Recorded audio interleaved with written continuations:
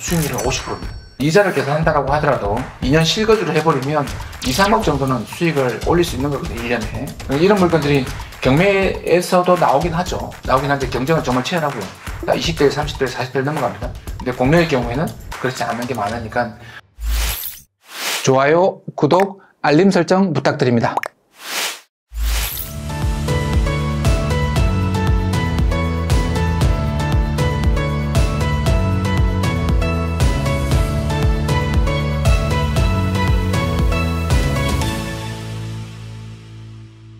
아파트, 강남에 있는 아파트 하나 더 보고 2022-013-26-001 항이동 올림픽 선수촌 선수 기사촌 아파트입니다.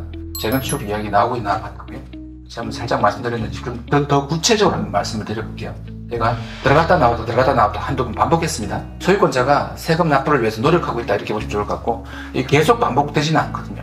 여기가 압류재산입니다. 근데 여기 보시면 건물이 121제곱, 대지가 100제곱입니다. 이게 엄청 동과 동 사이 거리가 넓은 거라고요. 사용승인 날짜가 1980년대 좀 될 것 같은데 88년이네요. 올림픽이니까 88년인데 사진 보면 이 동네는 너무 잘 아시니까 사진을 특별히 보고 오래된 아파트 치고는 관리가 꽤 잘되어 있습니다. 관리가 안 되더라도 강남이니까. 역세권이라든지 학교라든지 지금 더 이상 주위의 생활 환경이나 문화시설이나 이건 더 이상 의심의 여지가 없습니다. 이건 입지 조건 가지고 다툴 문제는 아니라고. 걔만 볼 거라고, 걔만. 121제곱이면 거의 30평대 후반인데 이 당시 치은 30평대 후반은 지금 50평대랑 비슷합니다. 공유 면적이 크지 않아 가지고 전용 면적이 꽤 넓다고요. 이 옛날 지은 아파트의 특징이고 리모델링만 잘하면 지금 전용 면적 50평대 느낌의 아파트로 누릴 수도 있습니다. 물론 매각도 잘 되고요. 이제 안전성으로 가겠습니다, 여러분. 전입세대 연락기로가 전입세대가 없다. 주인도 주민등록이 안 돼 있다고요. 빈집이라고요. 네, 임차인 전 땡땡 없다고요. 또 임차권 방이 있는데 기존에 있다가 전세보증금을 돌려받지 못해서 임차권 등기를 하고 나갔다는 뜻입니다. 임차인으로 들어가 있으면 주인하고 나하고 개인 대 개인의 문제인데 내가 이 집을 그냥 비워서 나가버리면 다른 사람이 들어오면 내 권리가 침해되니 보증금을 받지 못하고 나갈 때는 여기다가 임차권 등기를 하고 나가거든요. 그러면 그 다음에 들어온 사람은 앞에 사람이 보증금 받을 게 있구나라고 생각할 거 아닙니까? 매각이 되든 공매가 되든 경매가 되든 거래가 되든 새로운 임차인이 들어오든. 그래서 이 사람은 살다가 나갔다고요. 언제? 2023년 2월 15일 날 임차권 등기를 하고 나갔습니다. 이분도 권리 보장받는 건 이때를 기준으로 권리 보장을 받는 겁니다. 얼마라고요? 3천만 원이라고요. 신경 쓸 돈이 아니라고요. 거기다가 최우선 순위는 2003년이잖아요. 그렇죠? 말소 기준 권리는 2003년입니다. 그 전입세대 사람이 없다고 그랬습니다. 근데 소액으로 살던 사람은 그냥 등기하고 나갔다라고 하니까 이 물건 낙찰받으면 내가 떠안을 돈이 없는 거죠. 관리비만 현장에서 확인하면 돼요. 관리비도 3년치 공용 부분 관리비만 내가 책임지는 거지 관리비 전체를 내가 다 책임지는 게 아닙니다. 그러면 이 공용 부분 관리비가 생각보다 많이 들지는 않을 것 같다고요. 지금 이 아파트 관리 구조상. 그러면 이제 권리상 내가 인수받을 권리는 없다. 근데 대항력 있는 임차권 등기는 임차 보증금이 전액 배분되는 경우에 하나에만 말소되니까 조심해라 이렇게 나와 있습니다. 등기부에 보니 임차권이 올라가 있으니 걔가 늦든 빠르든 난 모르겠지만 이 임차권 등기는 그 보증금을 다 받을 때까지는 안 나갈 때가 있으니 입찰할 사람들은 요걸 잘 조사하고 입찰해라 라는 뜻인데 임차권 등기 날짜도 후순위일 뿐만 아니라 임차 보증금이 3천만 원밖에 안 된다고요. 그러니까 순이든 금액이든 걱정할 바는 없는데 이걸 이렇게 올려놓으면 상당 부분 많은 분들이 여기 나와 있는 몇 마디 때문에 입찰을 안 한다고요. 그리고 이에 보니 제3취득자 6에서 지금 소유권자를 의미하는 겁니다. 제3취득자는 공매가 진행된 상태에서 그 물건을 이전받은 사람이에요. 그러니까 채무자의 그 자리를 가지고 간 사람이에요. 내가 만약 이 물건 28억인데 네가 빚지고 있는 돈이 27억이면 내가 1억만 더 주고 이 명의 나한테 넘겨라. 내가 이 공매 물건 세금을 내가 갚든지 아니면 그 과정에서 내가 다른 수를 써서라도 이 물건 살려볼게. 살리지 못하더라도 너한테 책임 안 물을게. 라고 해서 이미 공매 경매 진행되고 있는 물건을 다시 건네받은 사람이 제3자라고요. 제3취득자. 이분이 들어가 있는 건 우리가 크게 신경 쓸 것은 없습니다. 그래서 이 권리 분석하시면 말소 기준 권리 중심으로 전부 다 소멸된다. 그리고 현재 안에서 권리를 주장할 수 있는 임차인 거주자는 없는 상태다. 왜? 전입세대 열람은 끊어보니 사람이 없으니까. 이제 결국 재건축과 수익성에 관련된 문제입니다.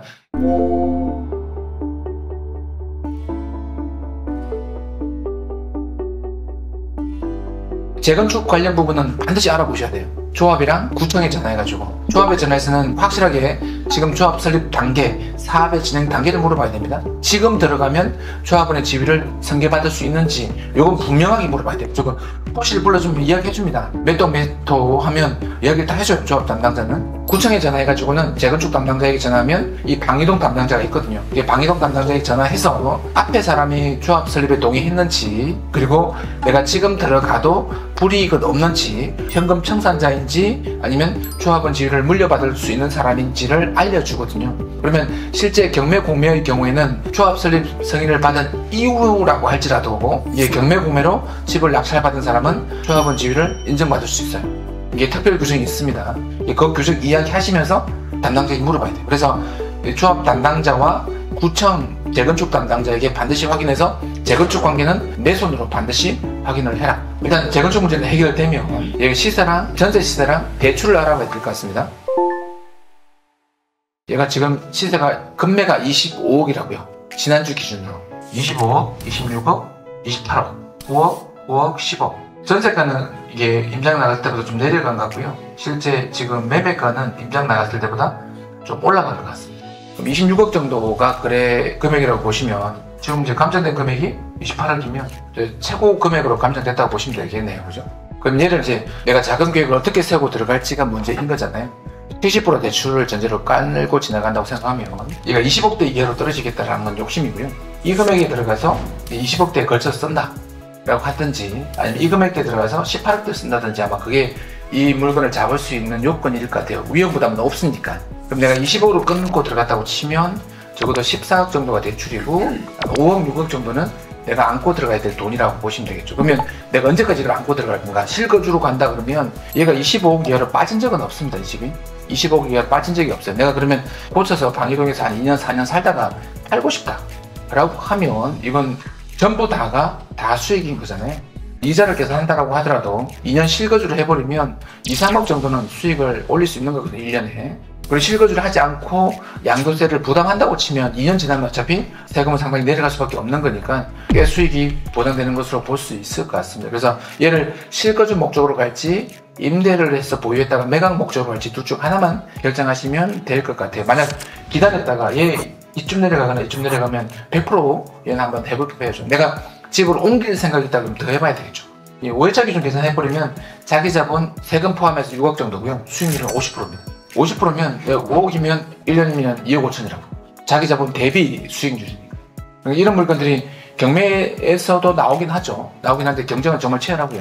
다 20대, 30대, 40대 넘어갑니다. 근데 공매의 경우에는 그렇지 않는 게 많으니까 이 물건 들어갔다 나왔다 하는 것만 보더라도 주인도 계속 세금 체납 부분을 어떻게 정리해 보려고 애를 쓰고 있는 것 같은데 아마 더 이상은 안 될 것 같아요. 이런 물건들 계속 나오고 있으니까 한번 고민해 볼 필요는 있을 것 같습니다. 그리고 이번에 또 연휴가 많잖아요. 5월 말에도 연휴가 있고 6월 초에도 연휴가 있거든요. 특히 6월 초에 연휴 같으면 입찰 기간 끼어 있거든요. 끼어 있으면 그때는 경쟁률이 되게 떨어집니다.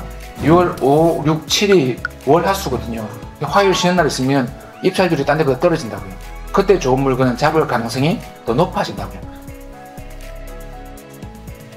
공매 물건 정보 가득한 세미나에 여러분을 초대합니다.